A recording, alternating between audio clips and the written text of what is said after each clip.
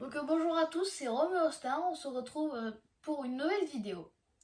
Alors je sais que ça fait énormément de temps que j'ai pas fait de vidéo, alors je m'excuse vraiment pour ce manque de vidéos et surtout parce que je suis tout le temps en pyjama sur mes vidéos. Alors maintenant, pour me renouveler, j'ai créé une nouvelle série. Ça s'appelle Contrôle R BD et Contrôle R roman. Ça veut dire que vais vous présenter des romans que j'ai appréciés et que j'ai lus. Et donc je vais vous raconter leurs histoires. Et on va commencer par Contrôle R BD. Et on va commencer par Les Enfants de la Résistance, tome 1. Et bien sûr, je ferai les tomes précédents. Suivant. Toujours avec ce mot. Donc on va commencer. Alors, les personnages principaux, c'est François, Eusèbe et Lisa. Alors au départ, c'est que François et Eusèbe. Vous allez découvrir comment ils ont découvert Lisa. Alors, et vous découvrez la suite de l'histoire, bien sûr. Alors, François et Eusèbe sont des amis. Ça fait longtemps qu'ils sont amis. Et là, c'est les vacances d'été. Et vu que c'est les vacances d'été, c'est la canicule. La canicule. On sait tous que c'est la canicule, j'ai pas besoin de vous faire une description. Donc ils vont se baigner dans la mer, voilà. Et en fait, il y a une voiture, voilà, une voiture avec des personnes à l'intérieur, logique.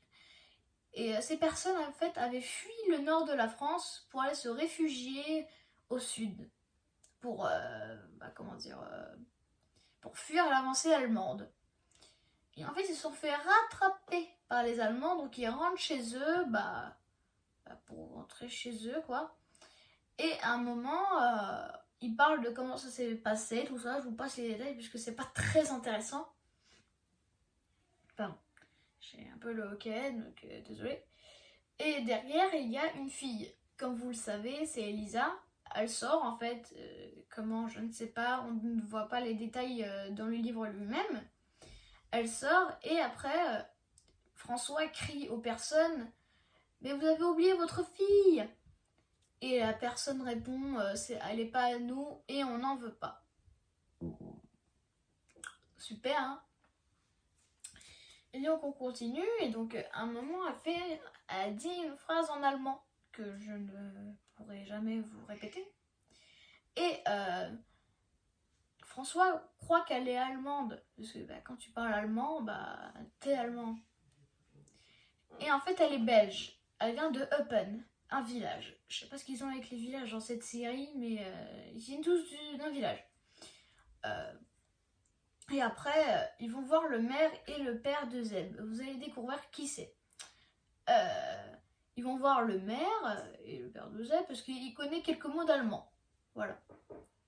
Et donc après, le maire demande s'il n'y a pas une famille volontaire pour héberger Lisa le temps qu'on retrouve sa famille. Et bien sûr, la famille qui est choisie, ce sont les parents de François. Ce sont les parents de François qui sont choisis pour l'héberger jusqu'à la fin de la guerre ou jusqu'à ses parents soient retrouvés, quoi. Voilà. Et après, en fait, François et Zeb, qui veulent vraiment que Lisa retrouve ses parents, ils font une sorte de pancarte avec écrit Lisa est ici. Voilà, il y a vraiment écrit ça. Hein. Il y a écrit ça. Et après, ils montrent leur soi-disant travail au père de Zeb.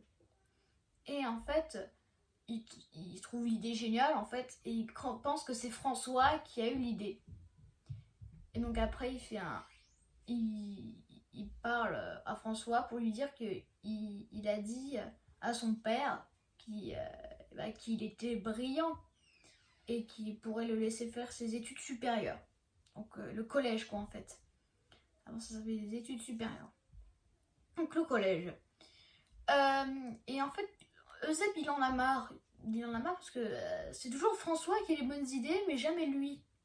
Et même quand c'est les deux qui trouvent les idées, c'est François. Et après, François a dit qu'il va faire ses études supérieures. Peut-être, ça je ne vous le dis pas, mais en fait c'est pas grâce à lui, c'est parce qu'en fait ils sont agriculteurs. Et donc quand le père de François sera mort, ce sera son grand frère qui récupérera la ferme, son grand frère Jules, qui l'aura, donc il pourra faire ses études parce qu'il n'aura pas la ferme à gérer. Voilà. Il n'aura pas la ferme à gérer. Donc du coup, vu que CTC s'appelle les enfants de la résistance, il va bien falloir qu'ils résistent. Et c'est là où on va en venir. À un repas, il parle d'une personne qui s'appelle Martin Léclusier. C'est une personne qui a été mobilisée à la bataille de Dunkerque. Mais qui est ce Martin Léclusier? C'est en fait une personne qui se chargeait de l'écluse, parce qu'ils sont dans un village qui s'appelle Pontin-l'Écluse, et il y a une écluse, et il se chargeait de l'écluse. Et vous verrez que c'est malchanceux qu'il soit mort. Je sais pas si ça se dit, mais c'est pas grave. Et son fils, Joseph, qui est son fils, quoi, il est décédé. Donc il n'y a personne pour s'occuper de l'écluse. Et vous verrez que c'est problématique. Et en fait, François, il passait beaucoup de temps avec Martin, donc il est triste. Et à un moment, il va chercher Eusèbe pour le faire, soi-disant, visiter un endroit. C'était la réserve d'eau de pluie. Et en fait, il stoppe l'arrêt de l'eau de pluie. Il stoppe l'eau de pluie pour qu'après elle ne coule plus. Voilà, en fait. Et en fait, je vous allez dire, mais ça sert à rien. C'est complètement bête, mais si, ça va servir à quelque chose, vous allez voir. Et après, il va chez son parrain, il n'y a rien d'intéressant. Et avant que la chose se passe, ils impriment des tracts. Mais qu'est-ce que c'est des tracts et à quoi ça sert? En fait, les tracts, c'est en bout de papier où tu écris des choses contre une personne. Là, en l'occurrence, c'est l'occupant allemand. Et ils poussent les villageois à lutter contre eux. Donc voilà, qu'est-ce que c'est les tracts et à quoi ils vont servir pour le futur de cette série. Et donc après, tous les villageois sont totalement contre l'occupant allemand. Et on va en venir et ça va vraiment servir pour un moment dans ce livre. Et en fait, quand je vous ai dit qu'ils avaient stoppé l'arrêt de cours d'eau, ça servait à quelque chose. Parce qu'en fait, il allait avoir beaucoup d'eau. Et donc, en fait, ça allait effondrer le canal. Et donc, après, le canal, il était complètement détruit. Ce qui est normal. Et donc, les soldats allemands voulaient vraiment le reconstruire parce que c'était vraiment utile. Et ils ont mis tout le monde au travail. Et donc c'est pour ça que ça a servi. Tout le monde détestait l'occupant allemand. Tout le monde le détestait. Et donc ce qui a poussé tous les villageois à faire la tronche vulgairement. Et vous allez voir comment ils vont lutter dans les prochains épisodes. Merci à tous de m'avoir regardé. Et aussi n'hésitez pas à me suivre sur Instagram, Roméo Star officiel, et de suivre mon frère aussi, Sacha Star. Voilà, c'était tout. Merci à tous de m'avoir suivi dans cette vidéo. Ciao!